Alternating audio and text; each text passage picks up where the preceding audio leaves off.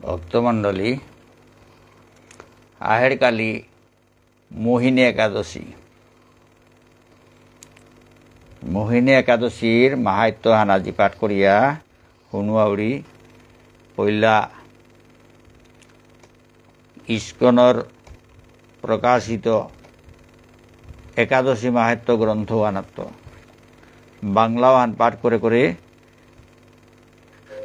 আর পিছেদে আমার বিষ্ণুপ্রিয়া মণিপুরী ইমাঠারে অনুবাদ করে করে আমি শুনুইতো কত ভুল ত্রুটি চাইতই নিজ গুণে ক্ষমা করিয়া শুদ্ধ করিয়া গ্রহণ করবা। বন্দেহং শ্রীগুরু শ্রীতপদকমলং শ্রীগুরুং বৈষ্ণবাংশ শ্রীভং সাগরে জাতং সগুণসান্নিতং তং সজীবং সাদ্বৈতং সাবধূতং পরিজন সহিতং কৃষ্ণ চৈতন্য দেবং শ্রী রাধা কৃষ্ণ পাদান সহগণ ললিতা শ্রী বিশাখান্বিতাংশ। জয় শ্রী কৃষ্ণ চৈতন্য প্রভু নিত্যানন্দ শ্রী অদ্বৈত গদাধর শিবাসাদি গৌর ভক্তবৃন্দ। জয় শ্রী কৃষ্ণ চৈতন্য প্রভু নিত্যানন্দ শ্রী অদ্বৈত গদাধর শিবাসাদি গৌর ভক্তবৃন্দ। জয় শ্রী কৃষ্ণ চৈতন্য প্রভু নিত্যানন্দ শ্রী অদ্বৈত গদাধর শিবাসাদি গৌর ভক্তবৃন্দ। হরে কৃষ্ণ কৃষ্ণ কৃষ্ণ হরে হরে, হরে রাম রাম রাম হরে হরে, হরে কৃষ্ণ কৃষ্ণ কৃষ্ণ হরে হরে, হরে রাম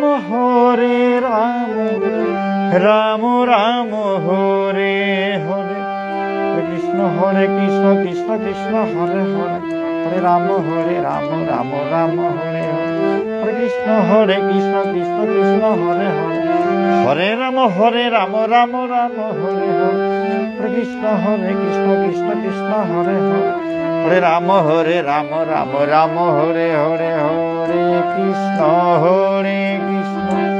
কৃষ্ণ কৃষ্ণ হরে হরে, হরে রাম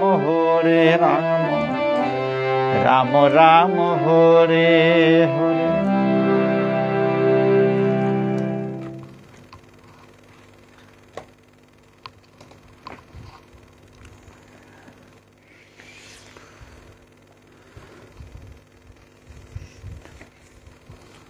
মোহিনী একাদশী কুর্মপুরাণে বৈশাখ শুক্লপক্ষের মোহিনী একাদশীর ব্রত মাহাত্ম্য বর্ণনা করা হয়েছে।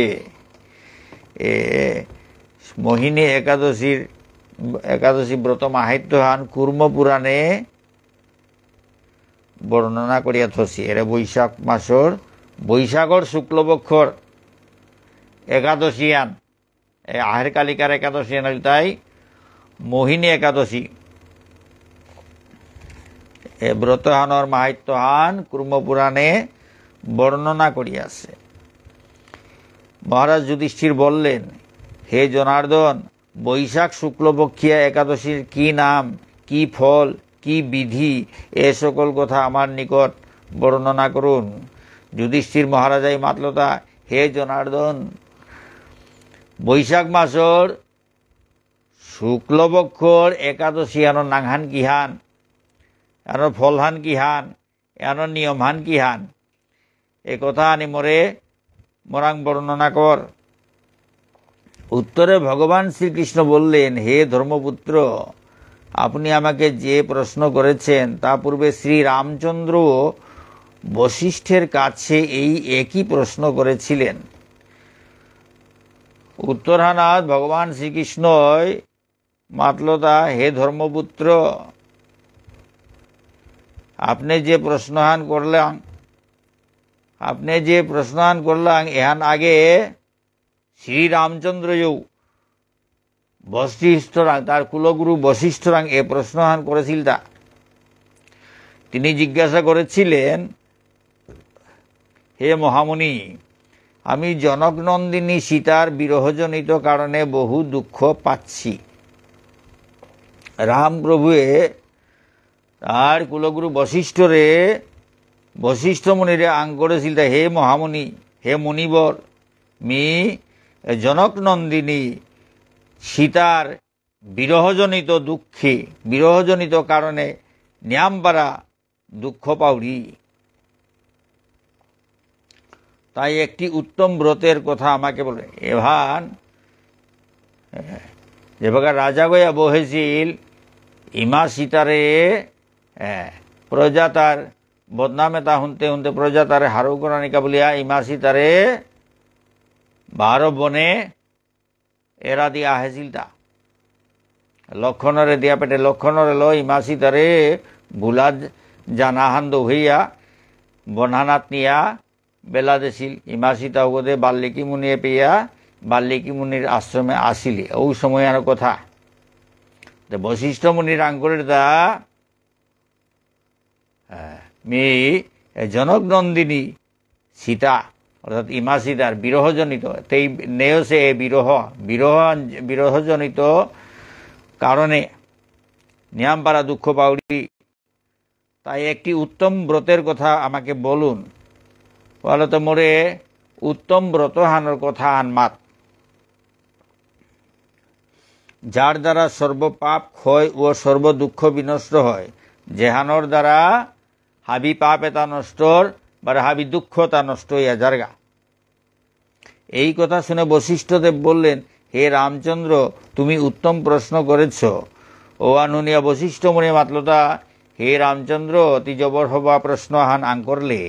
যদিও তোমার নাম গ্রহণেই মানুষ পবিত্র হয়ে থাকে, যদিও তোর নাংহান গ্রহণ করলেই মানুষ হাবি পবিত্র হইতারা, তবুও লোকের মঙ্গলের জন্য তোমার কাছে সর্বশ্রেষ্ঠ ও পরম পবিত্র একটি ব্রতের কথা বলছি।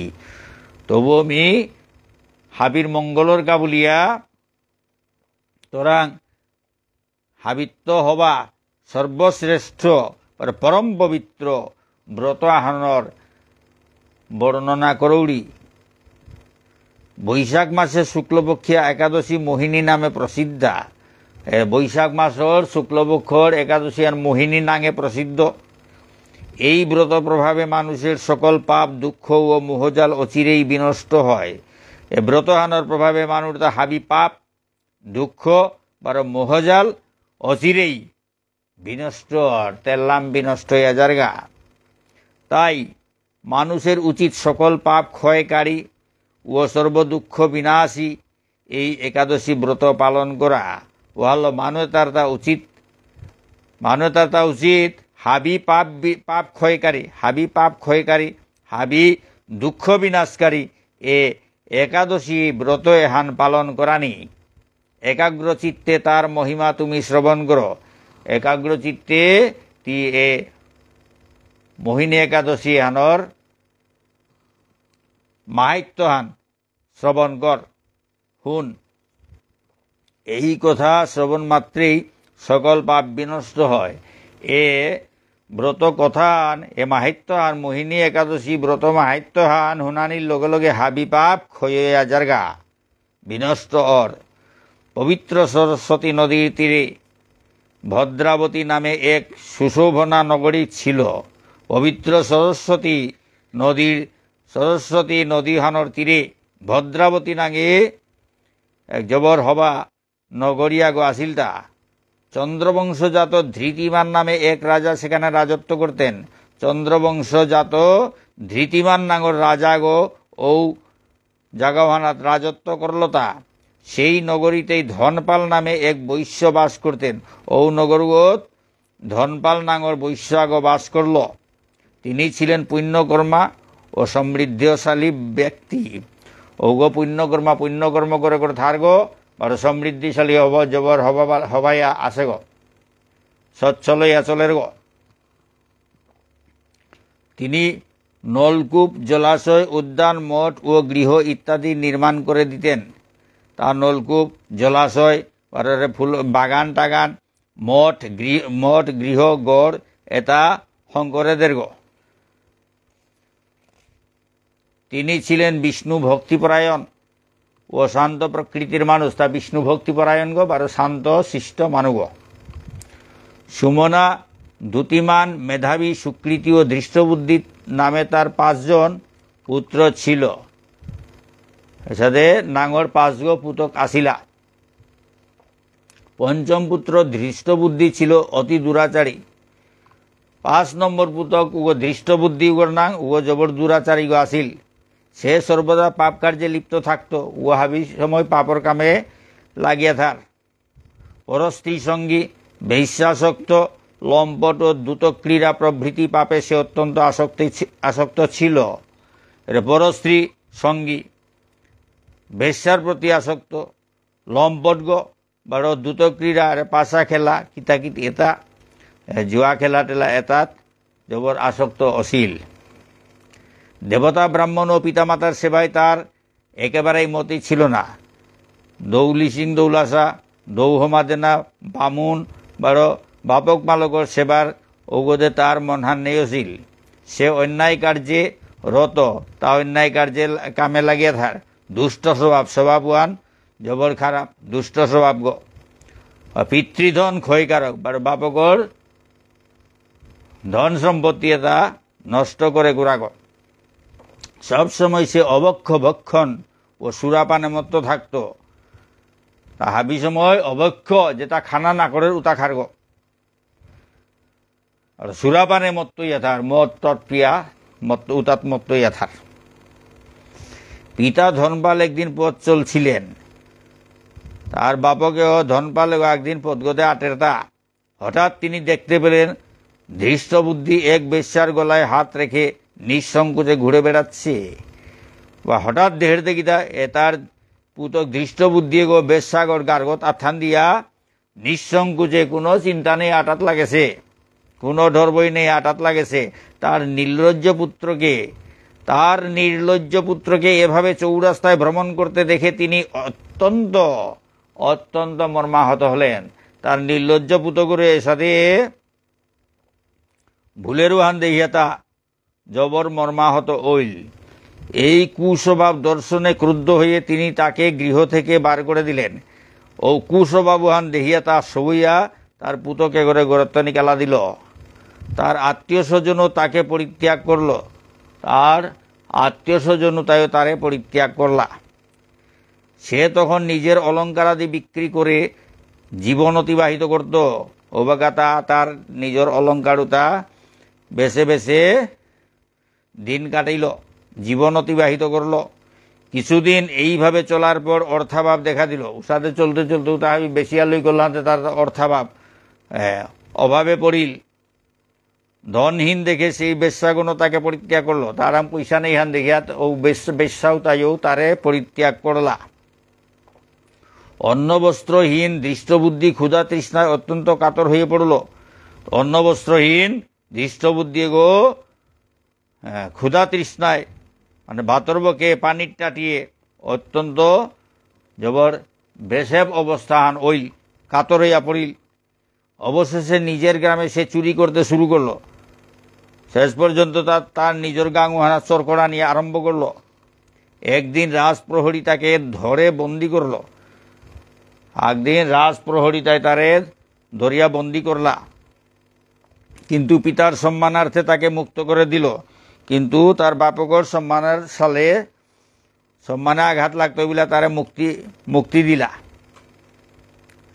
এভাবে বার কয়েক সে ধরা পড়ল ও ছাড়া পেল। এসাদে কতক্ষণ তা ধরা পড়িল, ভারতানু বাপকর সালেতে তারে এড়াইলা, কিন্তু তবুও সে চুরি করা বন্ধ করল না। কিন্তু ওহান হাবিও এটা হাবিও জিতে গাও তার চোর করা নিয়ে হান বন্ধ নাইল। তখন রাজা তাকে কারাগারে বদ্ধ করে রাখলেন। ওবাগা রাজা ওই তারে কারাগারগত বন্দি করিয়া থইল। বিচারে সে কষাঘাত দণ্ড ভোগ করল।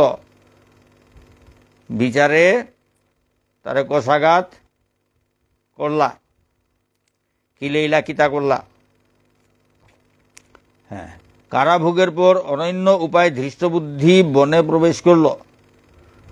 আর বিষয়তে কারাগারে গত্ত নকুলিয়া ভোগে তালই করিয়া কোনো উপায় না পেয়া এগো বনে হমিলগা। সেখানে সে পশু পাখি বধ করে তাদের মাংস ভক্ষণ করে অতি দুঃখে পাপময় জীবনযাপন করতে লাগো। বনে হমিয়া তা পশু পাহিয়া এটা মারে মারে উতার মাংস তা খেয়া খেয়া তার পাপময় জীবনে হান যাপন করা নিত লাগিল। দুষ্কর্মের ফলে কেউ কখনো সুখী হতে পারে না। খারাপ কাম করলে কোনোদিন কোনো গো নুঙিয়া থানা নোয়ার তারা, তাই সেই ধৃষ্টবুদ্ধি দিবারাত্রি দুঃখ সুখে জর্জরিত হল।